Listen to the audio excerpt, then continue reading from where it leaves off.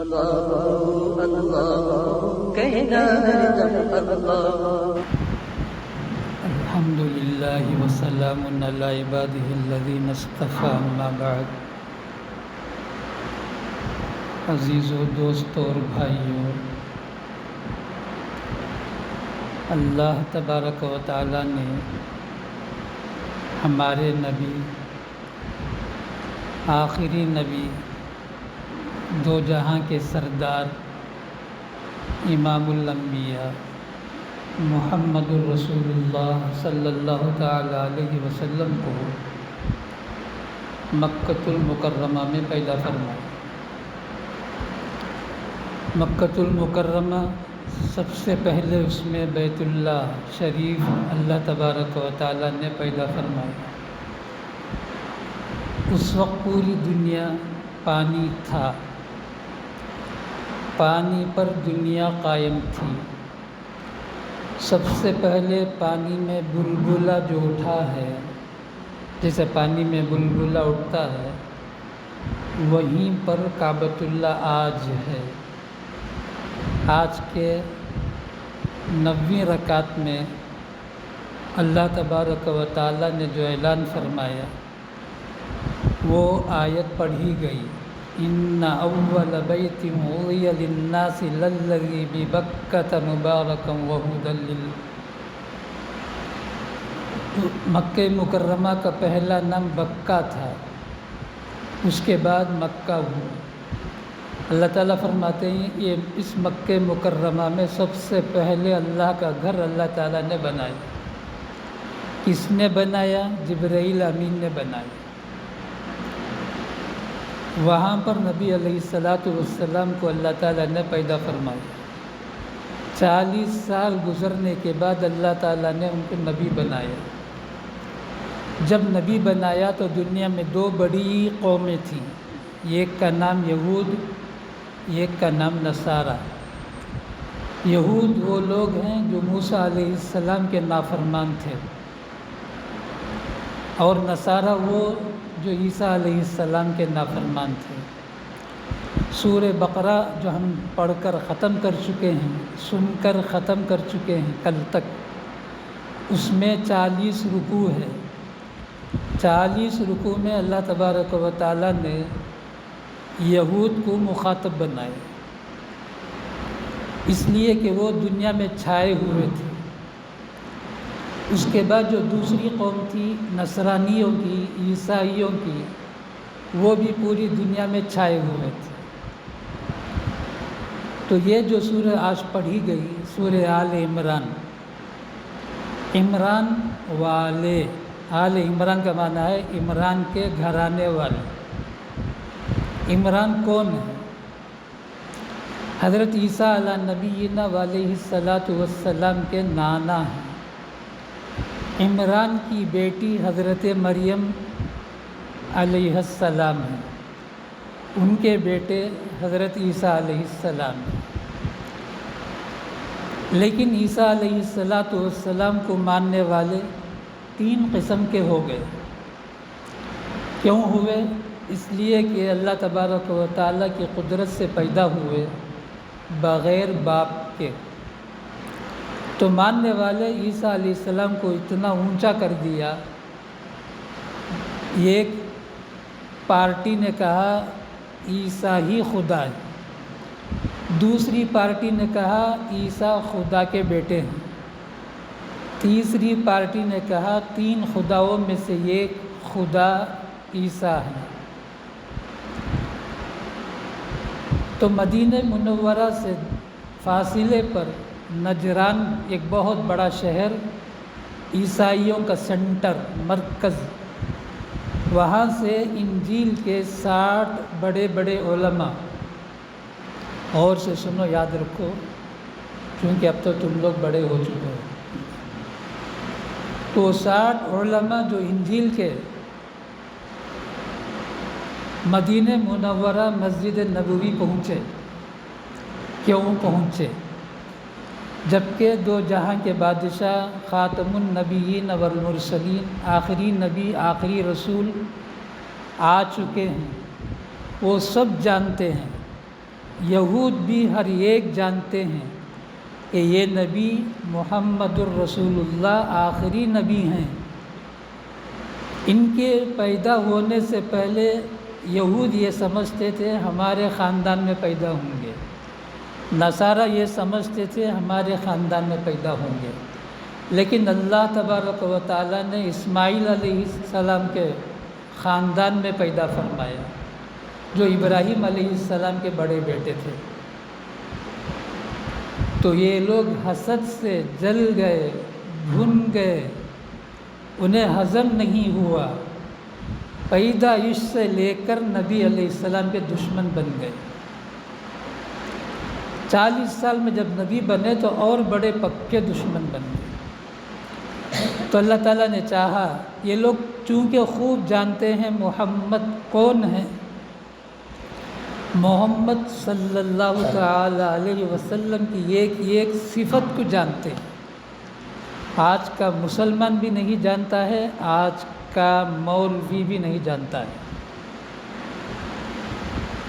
8 سال مدرسے میں پڑھ کر بھی نبی علیہ السلام کی شان کیا ہے آج کا مولوی بھی نہیں جانتا ہے، لیکن یہود جانتا ہے، نصرانی جانتا ہے۔ اس کے باوجود وہ 60 علماء کی جماعت مدینہ منورہ آ کر مسجد نبوی میں نبی علیہ السلام کے سامنے عیسائی مذہب کی تبلیغ کر رہے ہیں۔ نبی علیہ السلام کے سامنے آ کر عیسائیت کی تبلیغ کرتے ہیں۔ 1500 سال کے بعد آج ان لوگوں کا ہم جیسے کمزور مسلمانوں پر کیسا کچھ دباؤ نہیں ہوگا، سوچ لیں۔ تو ان لوگوں نے جو کچھ کہا، نبی علیہ السلام کو اللہ تعالیٰ نے جواب دیا، اسی کا نام سورہ آل عمران۔ پوری سورت میں اللہ تعالیٰ نے اسی کو بیان فرمایا۔ سب سے پہلے اللہ تعالیٰ نے کہا، اللہ تعالیٰ کی 2 صفتیں ہیں، اللہ لا الہ الا هو الحی القیوم۔ اس 2 صفت اللہ تبارک و تعالیٰ کی بنیاد بنا کر پوری سورت میں ان آئے ہوئے 60 نصرانی علماء سے خطاب کیا۔ خدا وہ ہے جو ہمیشہ زندہ ہے اور ہمیشہ زندہ رہے گا، یہ بتایا۔ اور دوسرا یہ بتایا قیوم۔ قیوم کا معنی ہے وہ خود سے ہے، وہ کسی کا سہارا لیا ہوا نہیں ہے، اس کی پیدائش کے لیے، اس کے باقی رہنے کے لیے کسی کی کوئی ضرورت نہیں ہے، قیوم کا معنی۔ تو اللہ تعالیٰ نے اس سورے میں یہ بتایا، بتاؤ تم جس کو خدا بولتے ہو یا خدا کا بیٹا بولتے ہو یا 3 خداؤں میں سے یہ خدا بولتے ہو، کیا وہ زندہ ہے ہمیشہ سے؟ وہ تو عام انسانوں کی طرح مریم علیہ السلام کے پیٹ سے پیدا ہوئے۔ اب تمہارا سوال یہ ہے، بغیر باپ کے کیسے کوئی انسان پیدا ہوتا ہے؟ ارے پاگلو، بے وقوفو، احمقو، ناہنجارو، سنو کان کھول کے، ان مثل عیسیٰ عند اللہ کا مثل آدم۔ عیسیٰ علیہ السلام کی پیدائش آدم علیہ السلام کی پیدائش جیسا ہے۔ آدم علیہ السلام کو اللہ نے نہ باپ نہ ماں، بغیر باپ کے بغیر ماں کے جب آدم علیہ السلام کو پیدا کیا، عیسیٰ علیہ السلام کو بغیر باپ کے پیدا کرنے میں اللہ تبارک و تعالیٰ کو کس چیز کی ضرورت پڑ گئی؟ یوں سمجھایا اور یہ بھی فرمایا، کیا فرمایا؟ اذ قال اللہ یا عیسیٰ انی متوفیک، اے نبی کہو ان عیسائیوں سے جو آپ کے سامنے آ کر بیٹھے ہوئے ہیں، ان کا بھی عقیدہ ہے، ہمارا بھی عقیدہ ہے، عیسیٰ علیہ السلام زندہ آسمان پر اٹھا لیے گئے، وَرَافِعُكَ إِلَيَّ، میں نے ان کو اپنے پاس اٹھا لیا، لیکن ایک دن وہ دنیا میں آئیں گے، ان کو وفات ہوگی، جب وفات ہوگی تو وہ خدا کیسے ہوں گے؟ خدا وہ ہے جو ہمیشہ زندہ ہے اور ہمیشہ زندہ رہے گا، اور یہ ہمیشہ نہیں ہے، یہ تو مریم علیہ السلام کے پیٹ سے پیدا ہوئے جیسے عام انسان پیدا ہوتے ہیں، بس یہ قدرت کی نشانی یہ ہے کہ وہ بغیر باپ کے پیدا ہو۔ اب وہ اگر تم کو سوال ہے تو آدم علیہ السلام کو سوچو، آدم علیہ السلام کے نہ باپ نہ ماں۔ اب رہا یہ ہمیشہ زندہ نہیں، ہمیشہ زندہ نہیں رہیں گے، دنیا میں آئیں گے پھر ان کی وفات ہوگی، شادی ہوئی نہیں، جب دنیا میں آئیں گے شادی ہوگی، بچے بھی ہوں گے، اس کے بعد وفات ہوگی۔ آج جس کو ہم گنبد خضرا بولتے ہیں، مسجد نبوی میں ایک جگہ ہے جہاں دو جہاں کے بادشاہ رسول اللہ صلی اللہ تعالیٰ علیہ وسلم قیامت تک کے لیے آرام فرما رہے ہیں، وہیں پر ایک جگہ باقی ہے جہاں عیسیٰ علیہ السلام دفن ہوں گے، اسی جگہ دفن ہوں گے۔